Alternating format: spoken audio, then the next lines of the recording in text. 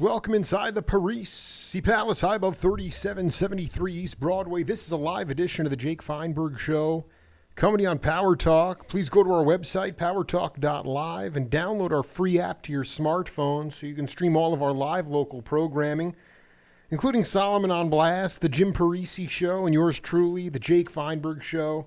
We can't thank you enough for making us part of your day today, and it's really an honor to bring back to the program a super great cat and a guy who understands the rudiments of his apparatus, but also understands the idea of wanting to maintain fun on the bandstand and also raising the collective consciousness of the audience as well, which is something of a lost art in today's world of live music. My guest today continues to persevere, seminars, clinics, mentoring students, most importantly, showing what he can do on the bandstand in a group setting. Dean Brown, welcome back to the Jake Feinberg Show. Hey, glad to be back.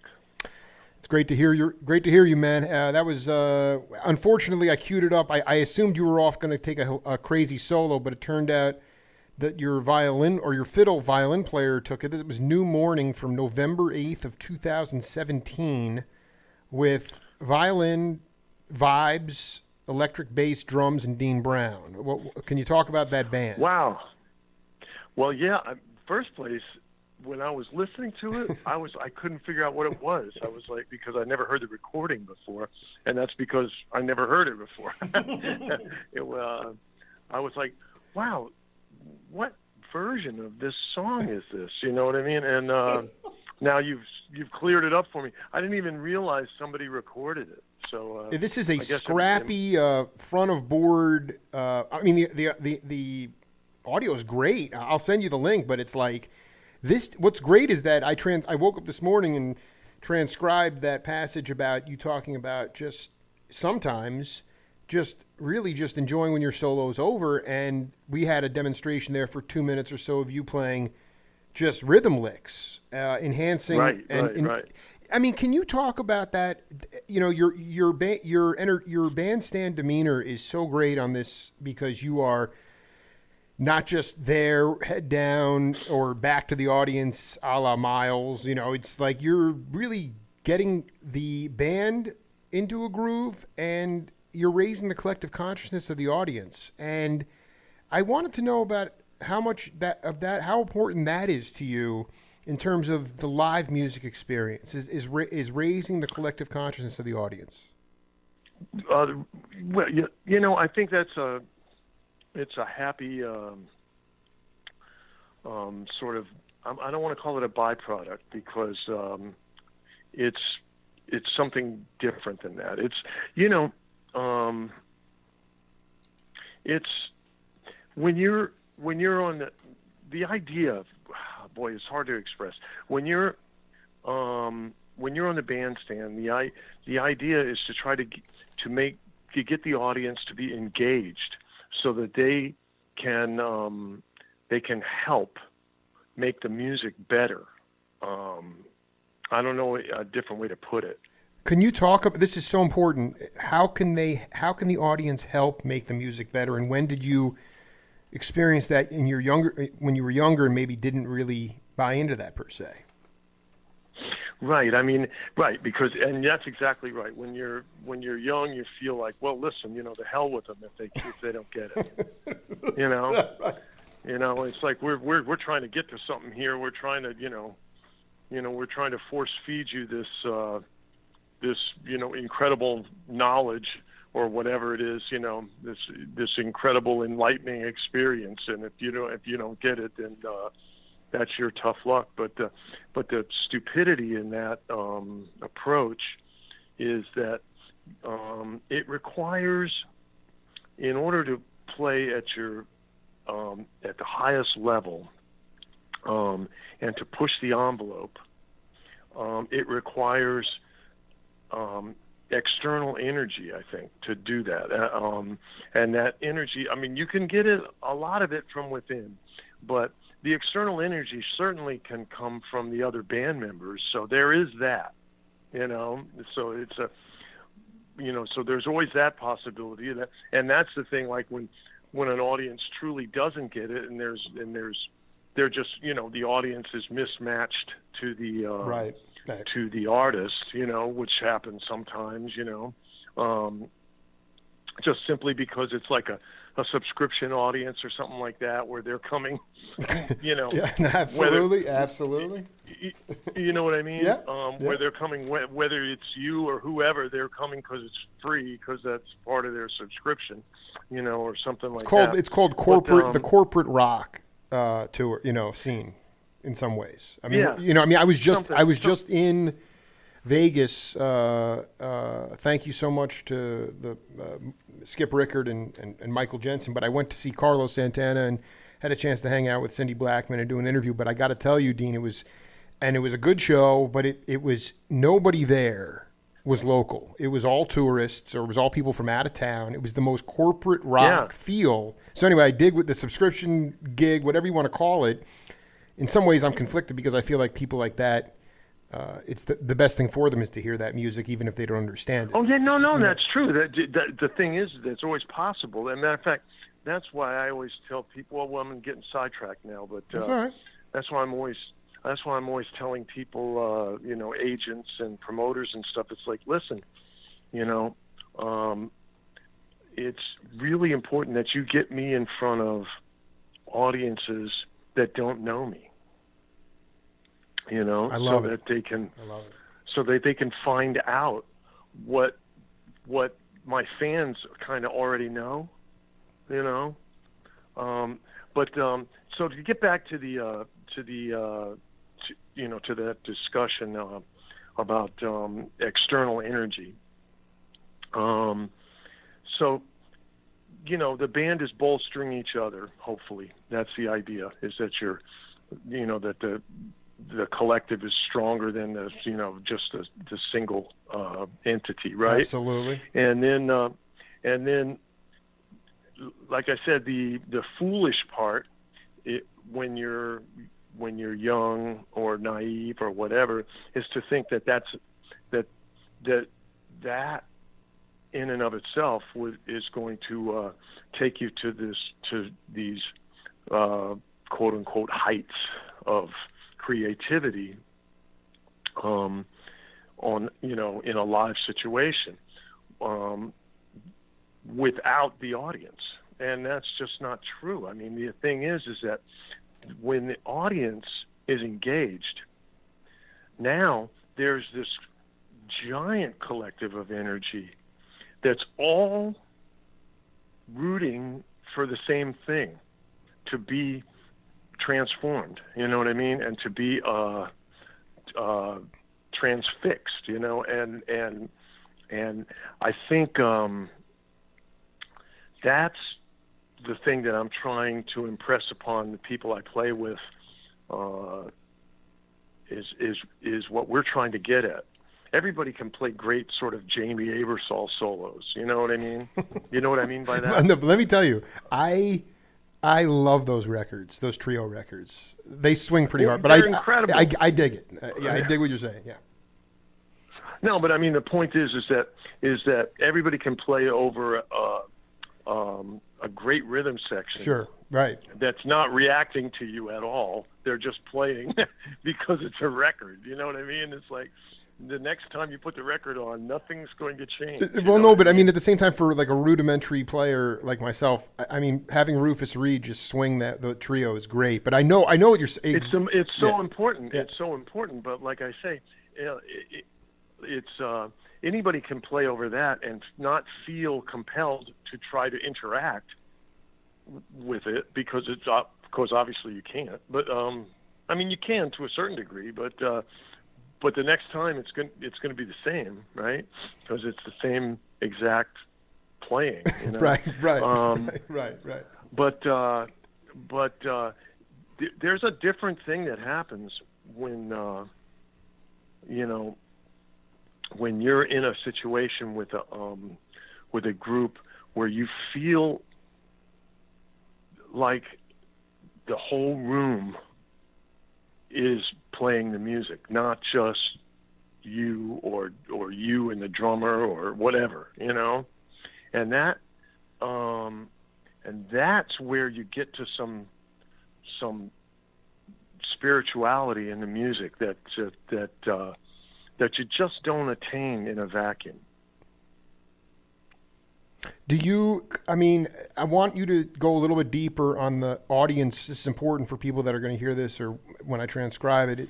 When you say help, when Dean Brown opens his eyes when you're playing and you see people gyrating and dancing the way you are, is that the help you're talking about? Is it the idea of feeling a wave of energy? I don't know if it's, yeah. I mean, it could be. I don't know if it's as tangible as all that, sure. You know, although I think that sometimes, you know, you are in, I'll be playing and I'll happen to look out into the audience and I'll see someone that's playing me.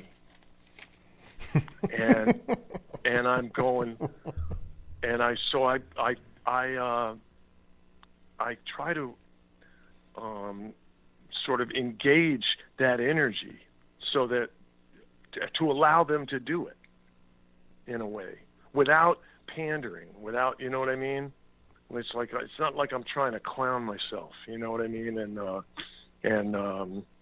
sort of be a puppet of some sort of showbiz shtick or something like that. That's not what I'm talking about. What I'm talking about is I'm now having this person. I don't know their name. I don't know anything about them, but we're having an intimate musical experience, and I think that when the other people adjacent to that person feel that, they see me looking at that person, you know, then they become engaged in it as well, you know. So it's very interesting. I mean, the danger, of course, is, like I said, is that you get into this head where you're trying to elicit responses, you know, by doing you know, circus type shit. You know what I mean? But that takes so, and that, but I mean, what your ethos is well, what you talked about with Electric Ladyland when you heard him playing Voodoo, when you heard Jimmy playing Voodoo Child, and he was playing these rhythm, these chick sounds, but then he was actually playing, he was soloing and playing rhythm at the same time, so the whole band could feed off of it. And that was in the studio, obviously. But yeah, I mean, I think going back to that clip of music, albeit it was the first time you heard it, you were very animated on stage. You don't stand in the same place. You know, you are. Like for instance, that night the band everybody was smiling ear to ear. Was that one of those things where? Was that an audience that was put in front of you that didn't know who Dean Brown was? I mean, that to me is so. No. Those are that audience. I mean, you said that was at New Morning? New Morning in November. That was just like that was a couple days ago. It was like November 2017. And it's a video? It's up on YouTube, baby. I just pulled it up. I called it a minute before I called you. Okay. Yeah. All right. Yeah, this is instantaneous. We live in an instantaneous world now, man. Man, I mean, I had no idea. Yeah, I'll send it to you right now. Anything going on with it. But that was a Dean Brown. That was a Dean Brown bag of people. I mean, that was the people knew you at that gig. That was a good solo too. That Mateus was taking. Oh, he was burning. He was burning. He was burning. I mean, you know why? Because you know, I'm always urging him to just play the music that's in front of him, not to try to force it into you know, something, and not just him, everybody, you know. I'm always like, man, you know, this tune is particularly that tune. It's a tune called Bigfoot, right? Right. And on that tune, I'm always pleading with the soloists, you know, to like, man, just play the music that's there. We're grooving our asses off for you. You know, so don't take advantage of that and start playing a bunch of bullshit over it. You know, wow. you know, yeah. just be inside it, be a part of it. You know, and he was. So that was really cool, for me to hear. I didn't even know. I swear I did not know, what I didn't even know what song that was. Well, as we speak, I'm sending over the you have the video now, officially. Okay, cool. And now here's the thing about it. So let's answer your question. I mean, obviously, everybody that was in that room that night came there to hear that band.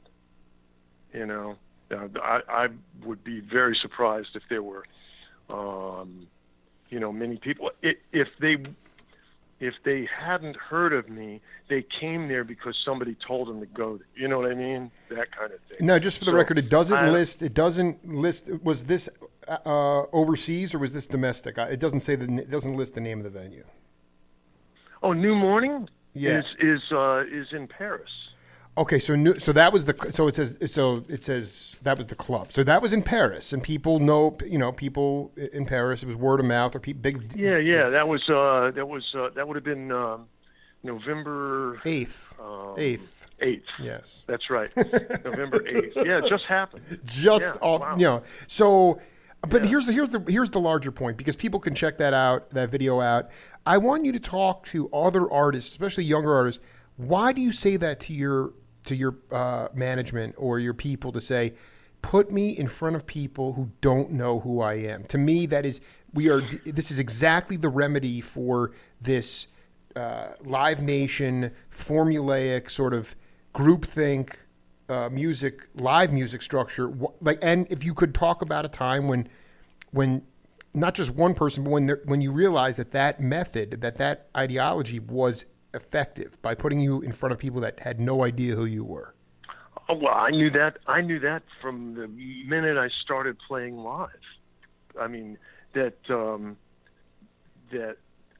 my only chance to get my music out there, as a practical matter, is for people to hear me that haven't heard me before, so that they can then join the group of those people that believe in what I do,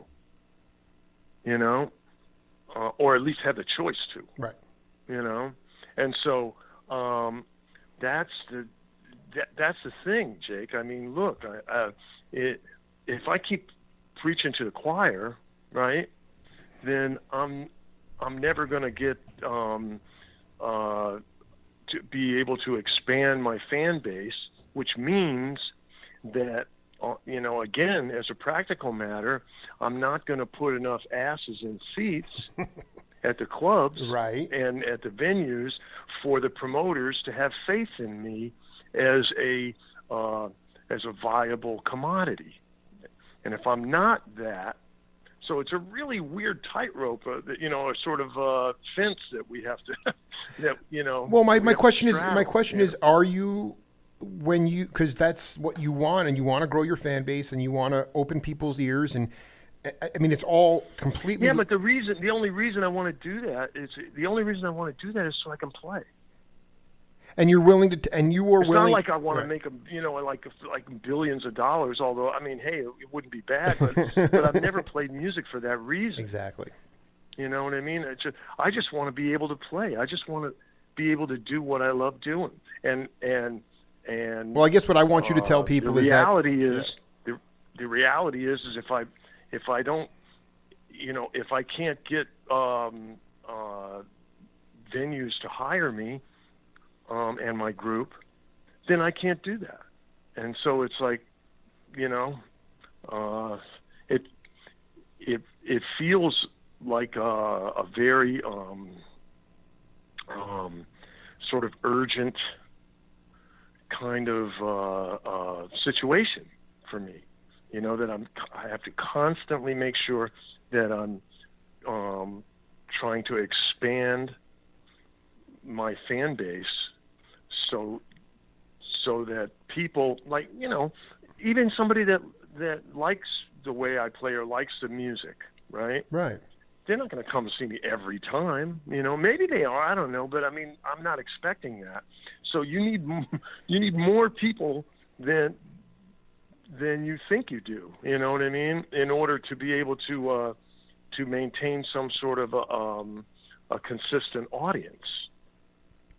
An actual physical audience. Absolutely. What I'm trying to get at, what I want you to express to people, their jaws will drop open, but that you're willing to take because you live to play, because you have a calling to play, and because you've always predicated your career on playing, that you're willing to take basically on a certain gig. You might not make any money on a certain tour if it doesn't pan out, but you're still willing to take that chance in order to grow.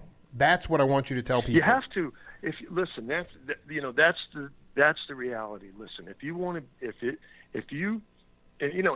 be a quote unquote sideman all your life or whatever,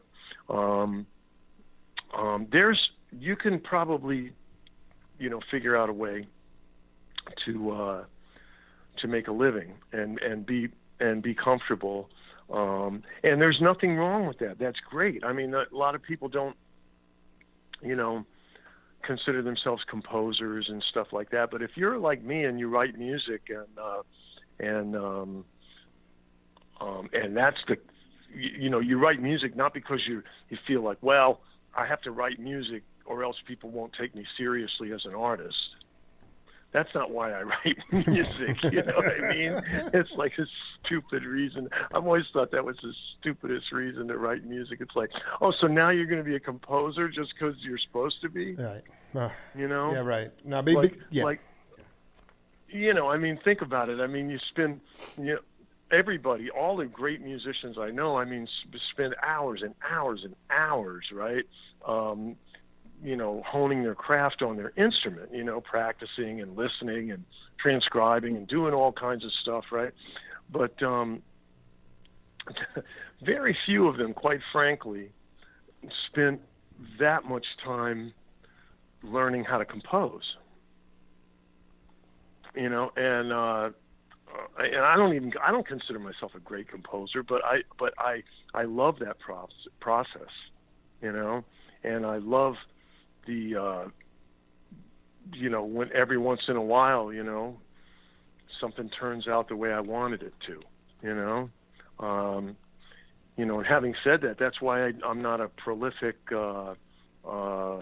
recording artist in terms of I have 5 records out, but the thing is that there's not one track on any one of my records that I would consider filler. I kind of have to wait until it's all, passes the sort of Dean test, and that's, that's just the way it is. Some people are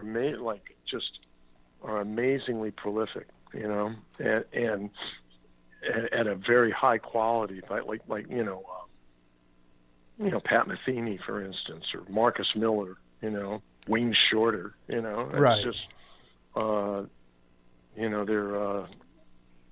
But you didn't start. I mean, okay. So maybe your credits as far as compositional was not as dense as theirs, but you did not start composing until you really you became passionate about it. It wasn't because you were supposed to do it, right? Because you're supposed to follow. Well, no, but that's not. I was passionate about composing, even when I didn't know how to do it. I dig. Yeah. It took a while. You know what I mean? Mm-hmm. I just absolutely. which is why I felt like I didn't when I went to Berkeley College. I didn't go there as a performance major. I was a composition major. Wow. Because I was more interested in. Man, look, I mean, the thing is that. Playing, being a performance major meant that, you would spend a lot of time, sort of learning a repertoire and all this stuff and doing a bunch of sort of performance-oriented things with your instrument at school, right? Absolutely. And I was already a professional musician before I got there, you know what I mean? So it was like it didn't, even though I had, plenty to learn on guitar and still have plenty to learn on guitar. I felt like, wow, I could make better use of my time here by finding out a little bit more about arranging and orchestration and form and different aspects of the sort of way music works and the process. So I went that direction. So I've been I've been writing music since I was a kid. Not very good music, but when I was a kid, but like I said, the passion was there, and I felt compelled, and that's what I'm talking about. Is that a lot of people, unfortunately, a lot of artists, not a lot, but some. I should be fair and say some artists write music for the wrong reasons. Because they feel like, well, I need to get the publishing on this. Right. Yeah, and you know what I mean? And if you're doing it because you think you're supposed to be doing it, it's going to lack any kind of spiritual soul quality to it. I mean, I think that you can probably listen to your tunes and maybe sometimes cringe at, like the way I look. But I mean, oh yeah, but there's weird things that happen. I mean, look at the tune "Sidewinder" by Lee Morgan. It was a Bob Cranshaw, the backbeat, the whole thing that changed music. Yeah. But he hated that song. Of course, because of the way it was written. Because he felt like it was just this thing he had. Went in the bathroom or whatever and wrote because they needed one more song for the. And it became the record. Yeah, right. He just crapped it out. You know what I mean? But the thing is that Lee was such a good composer, and his craft had already been honed, that he was capable of doing that. Marcus Miller told me one time that, some of the best things that he's written, like for artists like David Sanborn and people like that, those tunes, he said, he wrote in 15 minutes, Really? Like boom. Yeah, because those songs are they're pretty simple when you really, when you listen to them, sort of like Chicago Song, things like that, tunes that, like I said, that, that he wrote for Dave, that tune Snakes, which is a really cool tune, There's some other songs that have, are harmonically more dense, that he wrote, like Benny, is a good example of one of them. Straight from the Heart is another one, But again, I think Marcus, because he just writes so much music, he's capable of working under pressure and doing something quickly, and so am I. It's that's something that you can do only because you've written a lot, you've made a lot of mistakes and written a lot of stuff, and know what the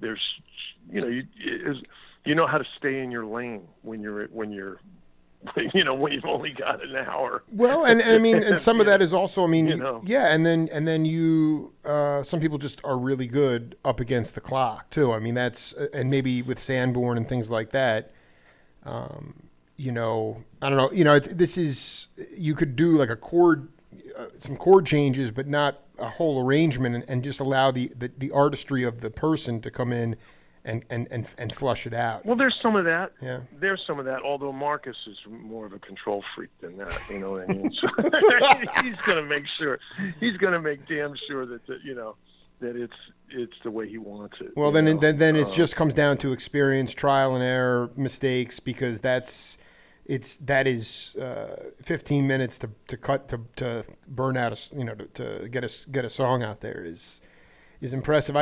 We have a game, Dean, on this program called Name That Voice, but I want you to listen to this guy. Not sure if you've collaborated with him before, but pay attention to the content, and then we'll come back and break it down. Okay.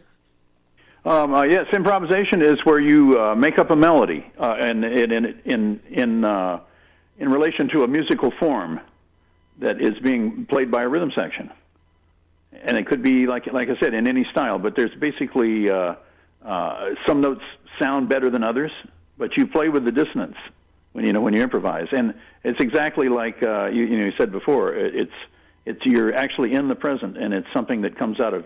In my case, comes out of my subconscious. I've been playing the instrument so long. I'm 69 years old. Been playing professionally since I was 14. So, let's do the math. 55 years, right? Right. The instrument kind of plays itself at this point. Whatever instrument I happen to be playing, whether it's trumpet, trombone, tuba, flute, fiddle, baritone sax, fiddle. whatever. You play fiddle? I did when I was younger. I gave it up, unfortunately. But so I don't fiddle around anymore. You don't fiddle even around? Even electric bass. Wow. Wow. Yeah. Wow. The instrument plays itself at this point in my career. So I just listen to that other side of my brain. Your brain has a side that does intellectual mathematical thinking, and then there's the other side of the brain. Is where the creative force comes from. And there's always a melody going on there in my head. And so I just listen to that melody and execute it. All right, Dean, you want to give a shot? You have any idea who that might be? Man, I have no idea. I'm sorry, that's so way out there. Tom Bones Malone. Oh, wow. Yeah. You know what? I have played with him. I bet you did. Tell me when you played with Bones. Oh, man, we did... we did a number of things with Billy Cobham. Really? Really? Over the years. Oh, that's fantastic. Yeah. There's a few recordings. There's a recording of the Gil Evans Orchestra. Well, of course. Then there was a recording of Louis Bellson Big Band. And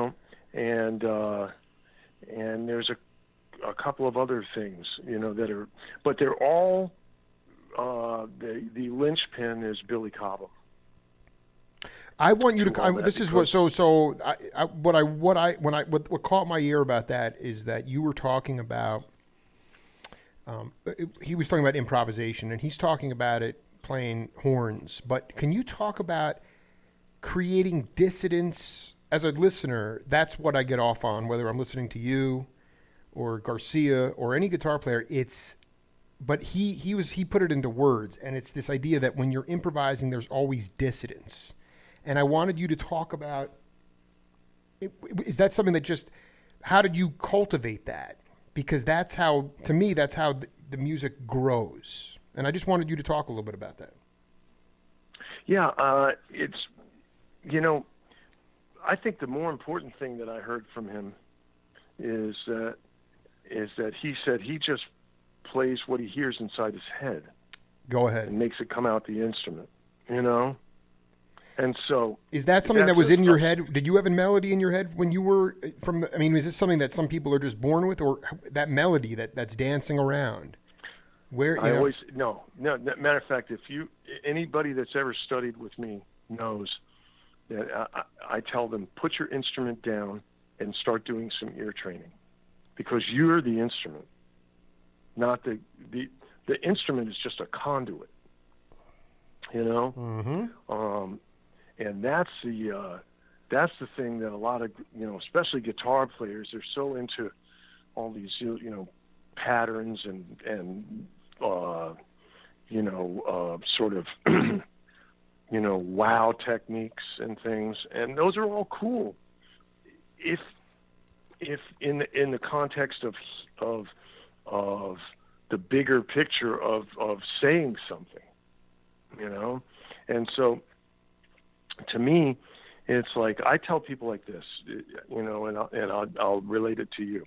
When I'm teaching a class or even teaching a private lesson or something, if you hear a note in your head while you're soloing, you hear a note, and you know that at this point, right now, if you hit that note, that's going to be the perfect note for what you feel and what you're trying to express, right? And you actually hit it, and that note's the note that you thought it was going to be because your ears were developed enough, and your technique was developed enough so that there was a very little delay in your ability to hear the note in your head and be able to manifest it immediately, right? If you do that, then all of a sudden there's this sort of euphoric feeling that you get from doing that. And imagine doing that over and over. It's like it's cumulative, right? So that all of a sudden now you're actually getting high from playing music. And I don't mean high like doing heroin or something like that. That's not what I'm talking about. There's a natural high. It's a natural high. Yeah. And that feeling enables your brain, because of how in tune it is and how relaxed it is. It allows your brain to work better than it works normally, which means that you start playing you start expressing yourself even better, even as the solo goes on or as the song goes on, And I tell people, if you've never experienced that, then you're missing one of the most beautiful experiences that exists in music, and you're cheating yourself. And the reason why you're cheating yourself is because you don't do enough friggin' ear training. Can you explain? Because so this is important because are you teaching? You're not in the university system. You might, right? You're not in academia per se, or are you? Well, I teach at MI, and I teach a couple of courses of my own curriculum there. So MI is an accredited school, I guess. So when you say, because Gary Bartz told me 5 years ago when I started my show, he's at Oberlin, and he said my students' ears are locked. All right, they're locked. Their ears are locked. And Bones was talking about having this melody, splitting your brain into one side deals with the technical part of it and all that mathematical stuff, and then the other side is the creative part. And the euphoria that you're just talking about seems to me to be this almost subconscious or unconscious fusing of both sides of the brain. But yet, young Olsen. It is. I mean, look, I'm not qualified to really. Me neither, man. But let's do it anyway. But man. I know. Yeah. But I know just from. Yeah. I just know from experience. Sort of like Chinese medicine. You know what I mean?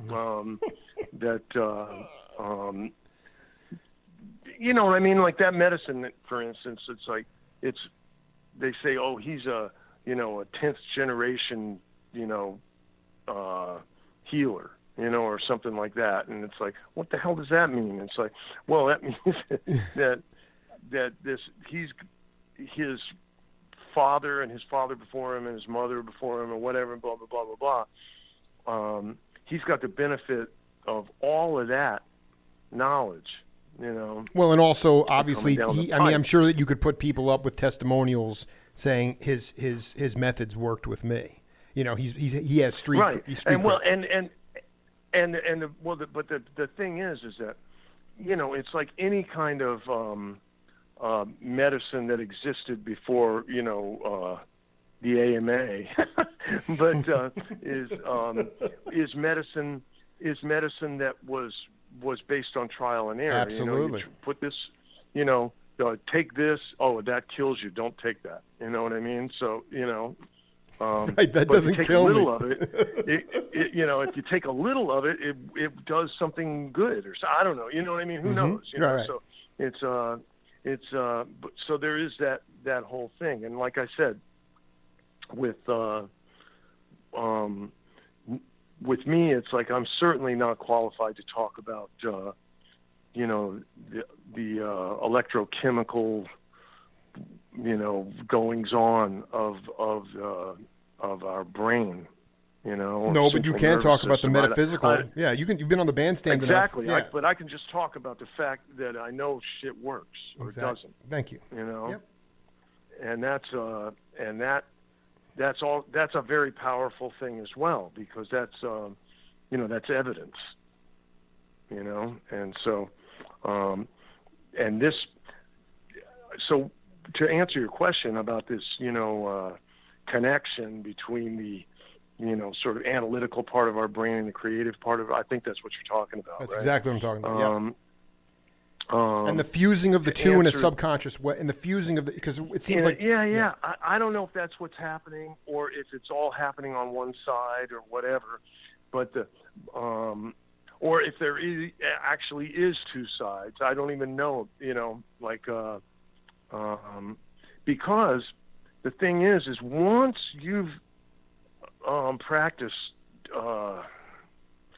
technique and you've internalized so much of the quote unquote nuts and bolts of music, then it becomes more of a lizard brain kind of thing, doesn't it? I mean, absolutely. It's I can't believe you just used that term. Yeah, no, no. I mean, it's yeah, and I mean, because you're not doing it. You're not doing it because at a certain point, like, is walking like a thing where you say, okay, 1, 2, 1, 2. You know what I mean? When you walk, no, you just walk. You're just it took you a while to figure out how to do it, but then you just kind of do it, right? It took me 2 years. My parents thought I had serious developmental delays, but yeah, you have to, and I just wonder if not I'm not trying to paint with a broad brush, but I just wonder if my generation and younger generations are able, with the saturation of material that's available with the click of a button today, whether they have the discipline to break off of the mathematical part of the brain.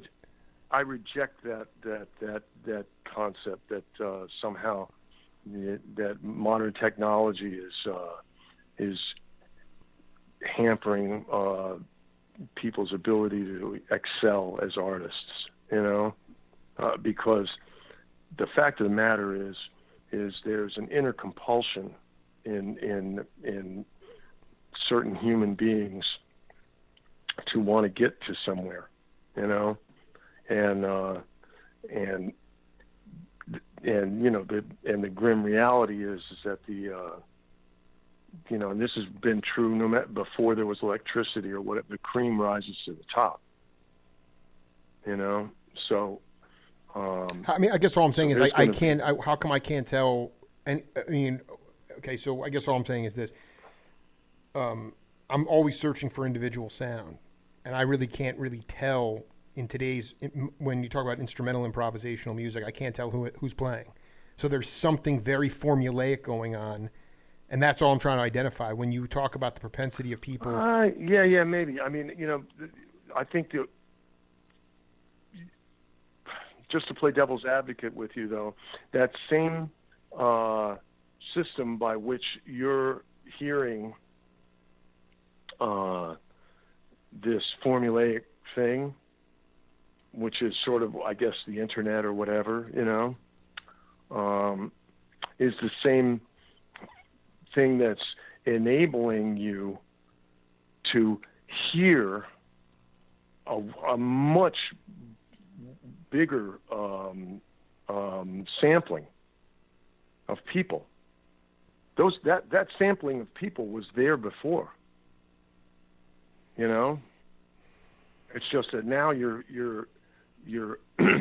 or we are capable of hearing all these people, just a lot more easily, and there's a glut of that you hear, like I say, on via the internet, So talk about, that doesn't we can go mean- back and forth. But and the that's, thing is yeah. that, think about it, Jake, think about it. If it was before, before that, like say before the, say the 80s or the 70s, right? Right. So before that, sort of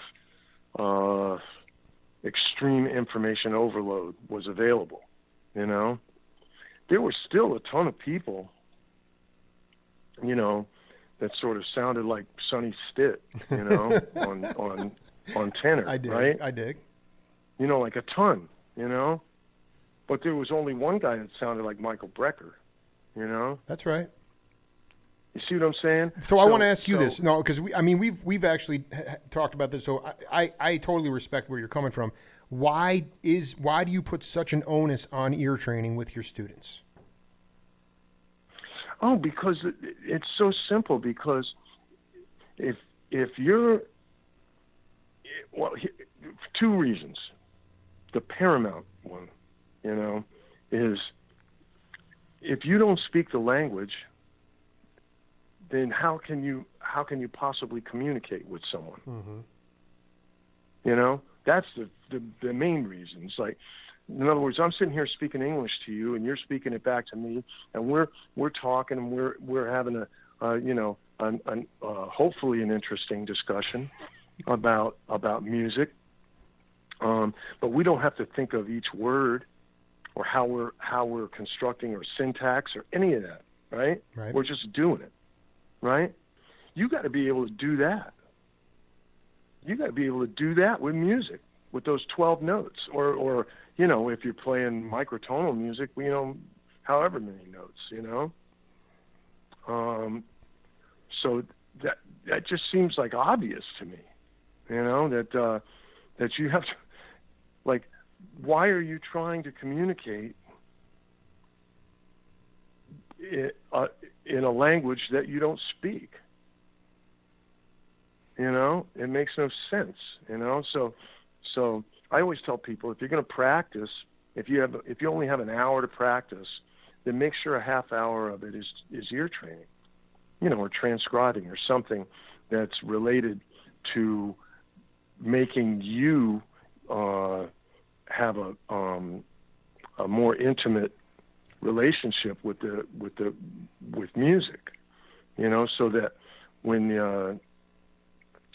you do pick up the instrument, there's actually the instrument is just, like I said, becomes just a conduit for what you want to express. So that's the importance of ear training, primarily, and like obviously the secondary part of it is that it enables you to learn stuff much faster. Would you say that when Berkeley or Sonny's Place or Mr. Hicks' room, you didn't have you weren't necessarily recording off the soundboard. You didn't necessarily have access to what you played that night, the next day. How did you learn ear training and juxtapose that to how younger cats who come to you are learning it? Because you're telling them, if you only have an hour to practice a day, spend a half hour doing ear training. And is that the advice? Is that you got from the cats at Berkeley, or did you have a different type? Oh, absolutely. Listen, that's what everybody did. That's what Charlie Parker did. You know what I mean? That's what that's what Miles Davis did. That's what everybody did. Everybody, figured out, either on an organic level or on a very, sort of methodical level, like John Coltrane or something. They figured stuff out, and they're and your ear, which is connected to you, right? And it's connected to your brain, which means it's connected to your heart and all that. Right. It's like you're all one, right? That's how you take music in, right? That's how do you decide whether you like something or you don't. If it touches your heart, yeah, absolutely, absolutely. Right. Well, I mean, yeah, but basically you have to hear it. I have to know. It has to go through your. It has to go through your ears into your. Absolutely. It's got to go through your ears, right? It's got to go through your ears to get to wherever else it's going to go, right? Absolutely. And so if it's going through your ears, then it makes sense that you need to develop that. And the thing is that the other important thing is that when you hear something that moves you, that resonates with you, right? You want to be able to recognize that so that you can sort of take that and morph it into your lexicon. You know what I'm saying? Oh, I mean, I'm taking. Yeah, no, I mean, to me, it's like as a listener, that to me seems like a very natural thing. It doesn't seem like that needs to be something that needs to be practiced. But I guess maybe I'm just an emotional, sensitive person that can feel that stuff right away. No. But I mean, the thing is you get sidetracked because you think I got to practice a scale, I got to do this, and then Yeah. and that's all true. Yeah. Right. All of that is true. But like I said, if you overemphasize, just working on technique, and you underemphasize the impactfulness of a good ear, then you're never going to be a great improviser because you're never going to have your muse is never going to actually be able to sort of just freely sort of express itself.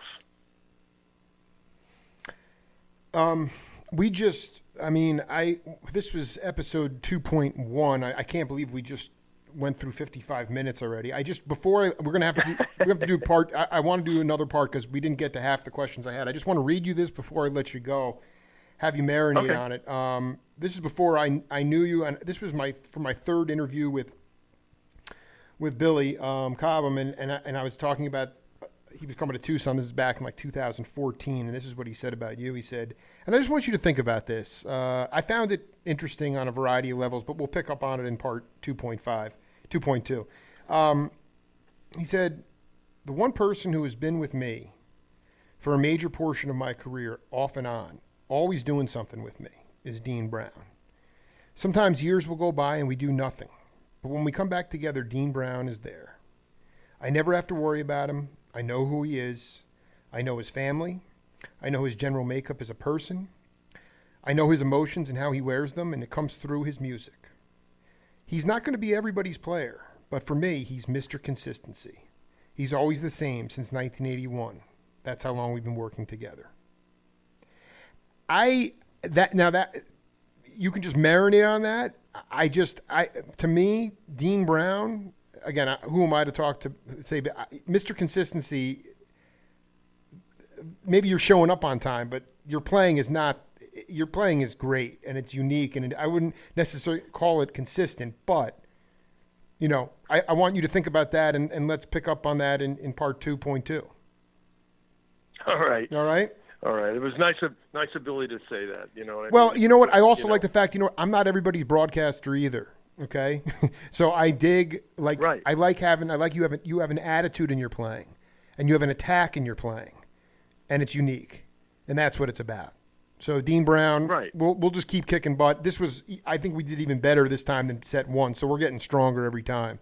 And we'll, okay, man. Well, I'm happy to do these because, it's important. I think it's important for people to understand how the process works, and how different people perceive it, Let me tell you one other thing, though. As we get through this more and more, you're still on the younger side. I just did 3 interviews with David Lindley, and he said to me, Jake, this is really important for me because a lot of people, this stuff gets sucked into a funnel, your whole career, the work you've done, and you lose sight of it. And he goes, you're providing, through these talks, definition for me on the work that I've done. So there's a multi-layered thing going on here, and I'm glad to connect with cats like yourself who are, pushing the lineage forward, increasing vocabulary, and inspiring peeps. So anyway, bless you, brother. We'll we'll do it again. Okay, great, man. Thanks for the call, and yeah, I look forward to it. All right, I'll talk to you soon, Dean. Okay, bye-bye. Later, bye-bye. Dean Brown, part 2 in the books, and we'll be back with Justin Kreutzmann on the other side right after this.